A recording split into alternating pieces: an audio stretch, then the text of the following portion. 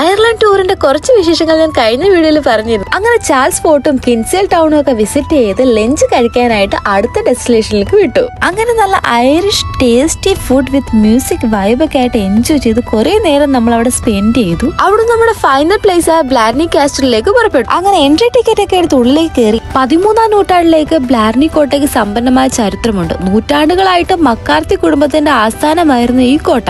ഇവിടുത്തെ main highlight ഇപ്പൊ എന്താണെന്ന് ചോദിച്ചാൽ കിസിംഗ് ദ ബ്ലാർനി സ്റ്റോൺ ആണ്. നീണ്ട ക്യൂവിനൊടുവിൽ മുകളിലെത്തിയപ്പോഴാണ് സംഭവം എന്താണെന്ന് എനിക്ക് മനസ്സിലായത്. ഈ കല്ലിനെ കിസ് ചെയ്ത് കഴിഞ്ഞാൽ പവർ ഓഫ് ഇല്യൂക്കൻസ് ഒക്കെ ആവുന്നൊക്കെയാണ് പറഞ്ഞത്. അതിപ്പോ സത്യമാണെങ്കിലും അല്ലെങ്കിലും ഇതൊരു ഫൺ ആൻഡ് മെമ്മറബിൾ എക്സ്പീരിയൻസ് ആയിരുന്നു. ഈ കല്ലിനെ പറ്റി പല കഥകളുണ്ട്. സ്കോട്ടിഷ് ഐറിഷ് രാജവാഴ്ചയുടെ പ്രതീകമായ സ്കോൺ കല്ലിന്റെ ഒരു ശകലമായിരിക്കാമെന്നും കോട്ടയുടെ നിർമ്മാതാവ് കോർമാക് മക്കാർത്തിക്ക് ഒരു ദ്രാവിഡൻ നൽകിയ മാന്ത്രിക കല്ലിന്റെ സമ്മാനമാണെന്നും. എന്തായാലും സംഭവം നല്ലൊരു എക്സ്പീരിയൻസ് ആയിരുന്നു. എല്ലാം കഴിഞ്ഞ് അവിടുന്ന് ഒരു സുവനീറും വാങ്ങി നേരെ ഷിപ്പിലേക്ക്. അപ്പൊ അത്രേ ഉള്ളൂ. പുതിയ വിഷയങ്ങൾ നെക്സ്റ്റ് വീഡിയോയിൽ.